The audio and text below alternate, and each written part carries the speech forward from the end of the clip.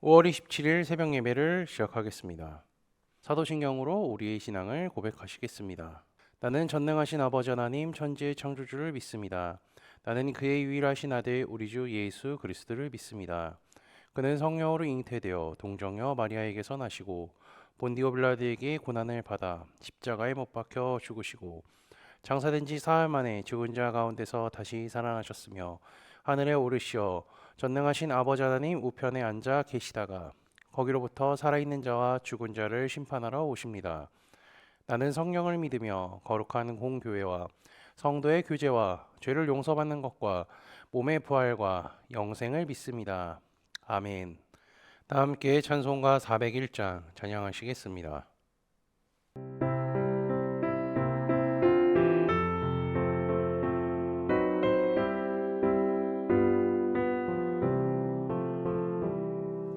주의 곁에 있을 때 마음이 든든하오니 주여 내가 살 동안 인도하여 주소서.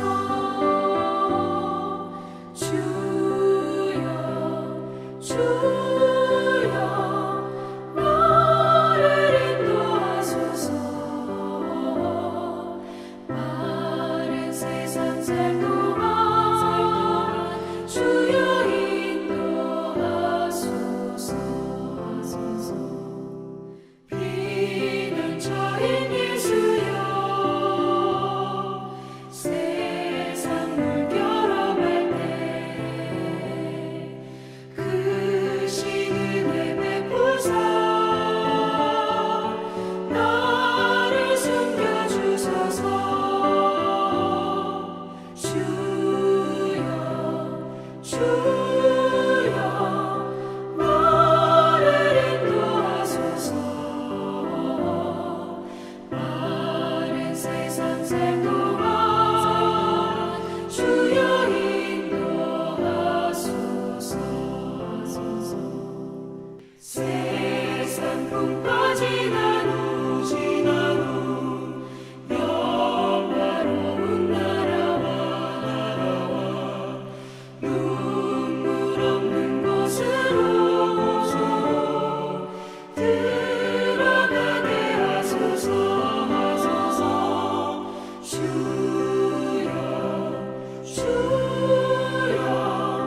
나를 인도하소서.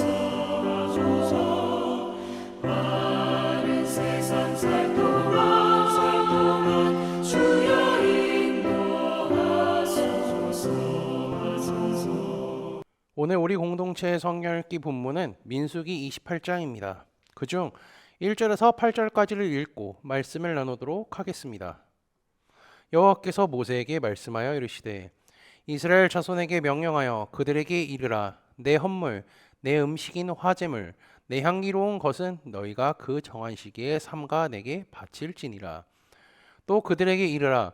너희가 여호와께 드릴 화제는 이러하니 1년 되고 흠 없는 순양을 매일 2마리씩 상번제로 드리되 어린 양 1마리는 아침에 드리고 어린 양 1마리는 해질 때에 드릴 것이요.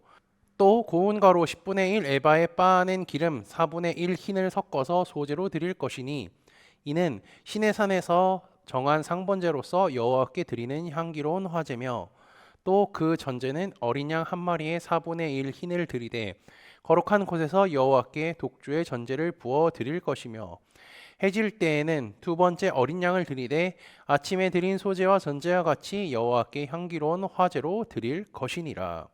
아멘. 민수기 28장과 29장에 나오는 제사는요, 출애굽기나 레위기, 신명기에 많이 나왔던 것입니다. 즉 이스라엘 백성들은요 매일 하나님 앞에 나와서 아침 저녁으로 번제를 드려야 하고요. 그 외에도 드릴 제사들이 많이 있다는 겁니다. 안식일에 드리는 제사도 있고요. 매월 첫날에 드리는 제사도 있고 신년 초에 드리는 제사도 있습니다. 그리고 하나님께서 지키라고 한 절기의 제사들도 있죠. 우리 교회는 이 절기들을 또 지키고 있습니다. 이 제사들은요, 앞으로 그들이 가나안 땅에서 살아가면서 지켜야 할 영적인 미래 계획이라고 할 수 있는 것이죠. 어려운 말로 이걸 표현하면요, 청사진이라고 할 수 있을 것입니다. 먼저 생각해 봐야 될 것은요, 하나님께서 이 명령하신 제사들은 가나안 땅에 들어가기 전에 광야에서 하신 말씀이라는 거죠. 하나님께서는 왜 가나안 땅에 들어가기도 전인 광야에서 가나안 땅에서 드릴 제사부터 말씀하신 이유는 무엇일까요? 그것은 이스라엘이 가나안 땅에 들어가서 이러한 복을 받는다고 전제로 말씀하신 겁니다. 만약 그들이 가나안 땅에 들어갈지 안 들어갈지도 모르는 상황에서 이러한 제사를 드리라고 하는 것은요, 말도 안 되는 것입니다. 이스라엘은 하나님의 약속이 있기 때문에 광야에서 40년을 생활하면서 좌절하지 않았던 겁니다. 그 이유는 하나님께서 하신 약속의 말씀들과 제사가 그들에게 미래에 대한 희망을 주었기 때문입니다. 하나님께서는요, 아브라함부터 시작해서 애굽의 노예 생활을 하던 이스라엘에게까지 미래에 대한 약속을 주시며 그것을 이뤄 가시는 분입니다. 이스라엘은 반드시 하나님께서 약속하신 젖과 꿀이 흐르는 가나안 땅에 들어가서 그곳을 차지하게 될 것이죠. 그렇기 때문에 하나님은 이러한 제사를 드려라고 말씀하실 수 있는 것입니다. 그러면 이때 이스라엘 백성들이 해야 할 것은 무엇일까요? 하나님께 더 감사하고요, 하나님께 더 예배드려야 합니다. 그래서 아브라함이 하나님을 믿음으로 말미암아 하나님의 친구로 부르심을 받았던 것이며, 하나님께서는 주를 경외하는 모든 자들과 법도를 지키는 자들을 친구라고 말씀하신 것이죠. 우리가 지난주까지 들었던 하나님의 친구 아브라함 시리즈 중 하나님의 친구는 어떠한 상황 속에서도 예배자의 길을 걷는다는 말씀을 드렸던 것이 생각나실 겁니다. 이스라엘도 가나안 땅에 들어가서요, 더 열심히 하나님을 섬기고 예배해야 하는 거죠. 그렇게 살아가면요, 하나님께서 가나안 땅에서 주실 은혜가 더욱 많을 것이라는 겁니다. 하나님은 아브라함과의 약속과에 더불어서 가나안 땅에서 누릴 복에 대해서 알려주시며 그들을 하나님의 백성으로 살아갈 방법을 가르쳐 주십니다. 그런데 이스라엘 백성들이 이러한 복을 받았을 때 어떻게 해야 할 것인가도 매우 중요하다는 사실을 잊어서는 안 되죠.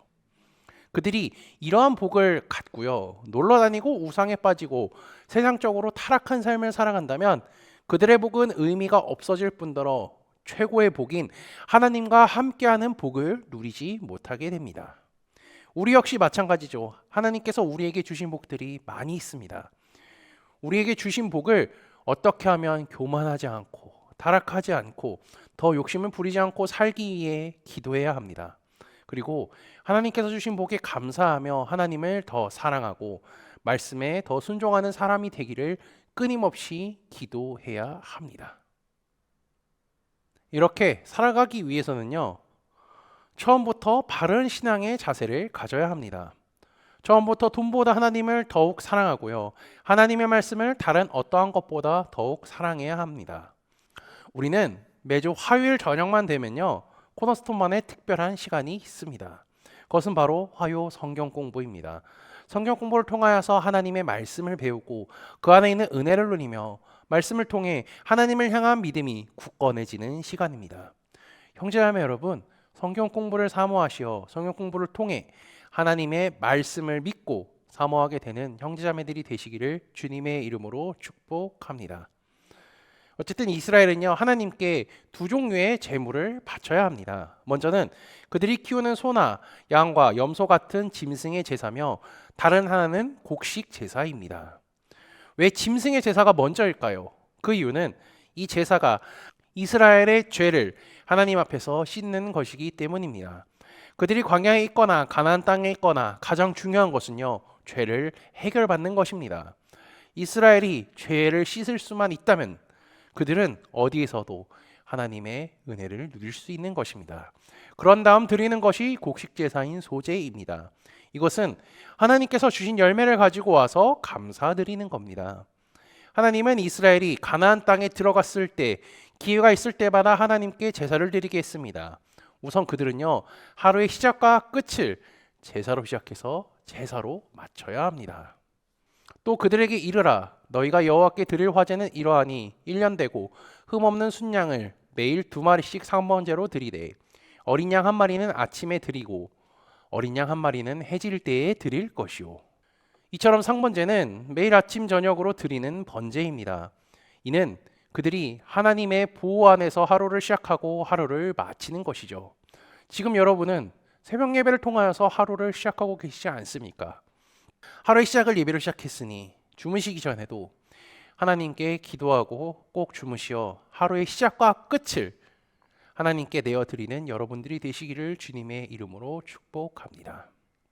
이처럼 하나님의 백성이 하루의 시작과 끝을 제사와 예배, 기도로 말씀으로 시작하는 이유는요, 우리에게 이 하루를 주신 분이 하나님이시기 때문입니다. 세상 사람들은 자신의 누티를 만들어서 하루를 보냅니다. 그리스도인도 하루의 시작과 끝을 기도와 말씀으로 예배로 해야 하는 것이죠. 그렇게 하는 것은요, 나의 삶을 하나님께 맡겨드린다는 일종의 신앙 고백이라고 할 수 있습니다. 하나님은 이스라엘에게 제사 드리는 법을 상세하게 가르쳐 주셨습니다. 오늘 읽은 본문은 그 시작일 뿐이죠. 하나님은 그들에게 하나님의 백성으로 살아가는 방법을 가르쳐 주신 것과 마찬가지입니다. 이 예배는요, 제일 기본이고 기초라고 할 수 있는 것이죠. 믿음의 기초가 튼튼하면요, 어떠한 상황이 온다 할지라도 흔들리지 않습니다. 믿음의 기초가 튼튼하면요, 흔들린다 하더라도요, 오뚜기처럼 바로 제자리로 돌아올 수 있는 거죠. 이스라엘은 아침 저녁으로 하나님께 제사를 드리며 자신들을 하나님께 맡기며 살았습니다. 그들이 하나님의 말씀에 순종해 매일을 하나님께 맡겨드리며 살았던 것 같이 우리 코너스톤 믿음의 형제자매들도 우리의 삶을 하나님께 맡겨드리며 살아가시기를 주님의 이름으로 축복합니다. 다 함께 찬송가 370장 찬양하시겠습니다.